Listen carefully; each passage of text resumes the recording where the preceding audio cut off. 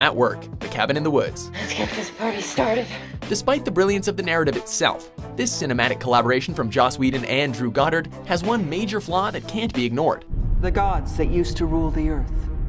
As long as they accept our sacrifice, they remain below.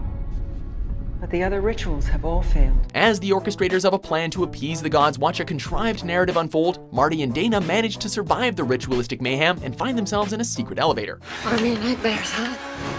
While it may seem like a tough predicament, they manage to pick the lock, so to speak, thus unleashing the monsters all over the surprised staff. All that work, but still such a flawed security system. Of course, you also have Kurt's questionable motorcycle jump, but in one way, that kind of makes sense. But I'm coming back here. I'm coming back with cops and choppers and large f***ing guns, and those things are gonna pay. Number 8, totally not an unexplored cave, the Descent. So have you done these caves before? No, but they're only level 2 and quite safe, don't worry.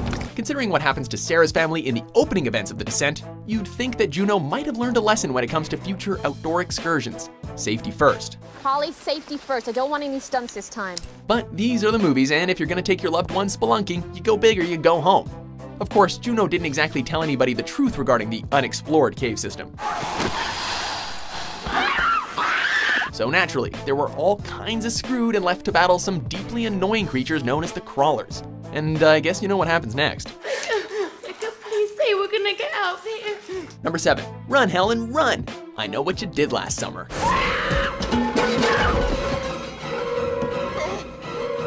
When you're being chased by a dark figure with a massive hook, and they appear to be quite efficient in their ways, the best course of action is always to keep moving. You know, running away from certain death.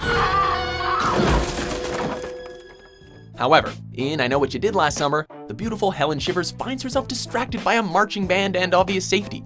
However, she inexplicably stops, and not to check her phone. Instead, she stops because that's just how dumb blondes get killed in horror movies, and that's why people scream at inanimate objects in public. Number 6, Hands in a Box, Saw 2. Hello, Michael. I want to play a game. For round 2 of Jigsaw's devious game of murder, he threatens slow and nasty deaths. But like a true gentleman, he informs the victims that antidotes to their predicament can be found around the pad. Several are hidden around this house. One is inside the safe in front of you. You all possess the combination to the safe. Well, once Addison reaches a glass box, she's not quite as composed as she'd like to be. If she would have just processed the situation properly, rather than sticking not one but both hands in that box, she might have noticed that the key was lying just a few inches away.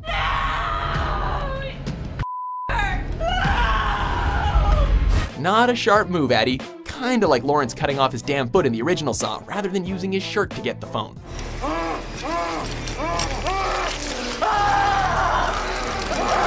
Number 5, Rage Against the Machine, 28 days later. I know who you are. I know what you think you're doing. You don't want to get hurt. Keep your mouth shut and don't move a f***ing muscle. Kinda like global warming, some people just refuse to believe scientists.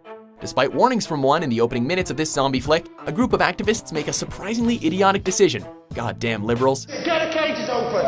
No! The chimps essentially rage against the machine, and they rage hard, giving the film its title and making the viewers hate those animal activists. As if PETA wasn't having a hard enough time as it is.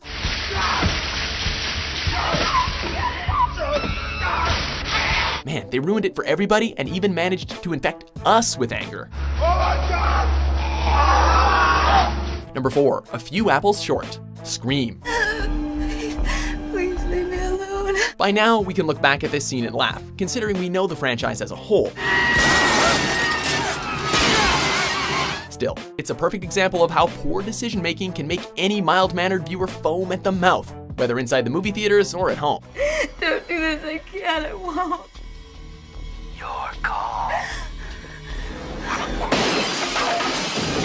As Wes Craven's iconic film starts, Casey Becker gets a naughty phone call. But no matter what the audio perf says, she can't manage to hang up the damn phone and call the cops. Listen, I am 2 seconds away from calling the police. They'd never make it in time. We're out in the middle of nowhere. You gotta hand it to Drew Barrymore for such an honest performance, even if her character is a few apples short of a bushel. Who's there? I'm calling the police. Number 3. Torture porn. The Ring. Have you heard about this videotape that kills you when you watch it? If Scream made people laugh and cry, this American remake of the classic Japanese horror film made viewers melt down in public and dribble a little bit of pee down their legs. At the heart of The Ring is the tape, a disturbing recording that characters have been warned not to watch because it will kill them. That tape didn't scare you? No, not really, sorry.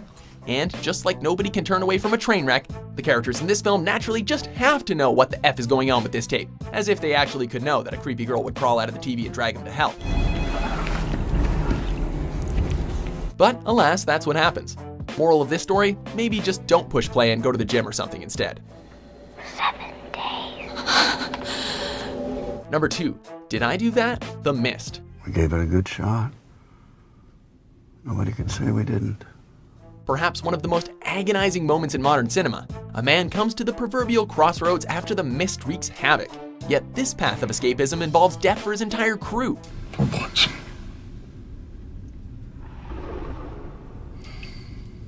There's 5 of us. Being the upstanding citizen that he is, David Drayton executes a mass mercy killing, sparing himself only because he ran out of bullets.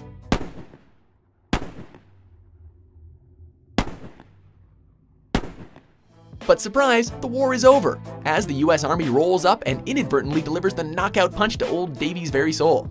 Now that's what you call some bad timing, and certainly a blow to the senses.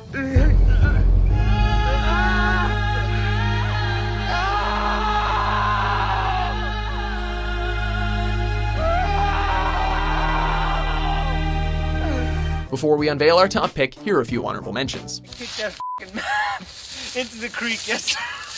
It was useless. I kicked that into the creek. Where? Here? Here? Right there! Hey, these things don't leak, do they? Leak? Hell no. These things were made by the U.S. Army Corps of Engineers. Oh, fuck! Everyone out!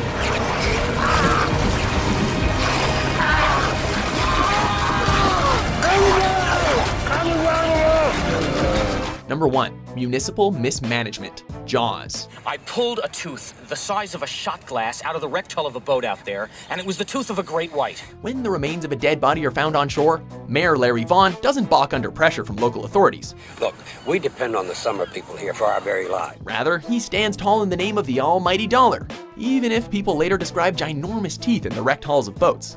For Christ's sake, tomorrow's the 4th of July, and we will be open for business. And so the smug politician doesn't close the beach. After all, they caught the culprit in question, right? Well, no they didn't. You guys okay over there? Some people in horror movies only screw themselves with dumbass decisions. But in Jaws, one prideful man just couldn't pay attention to the obvious facts and made everyone feel the wrath of a great white shark. I'm not going to waste my time arguing with a man who's lining up to be a hot lunch. I'm going to see you later, bro. So, do you agree with our selections? What do you think was the dumbest decision in horror movie history? For more mind-blowing top 10s published every day, be sure to subscribe to WatchMojo.com.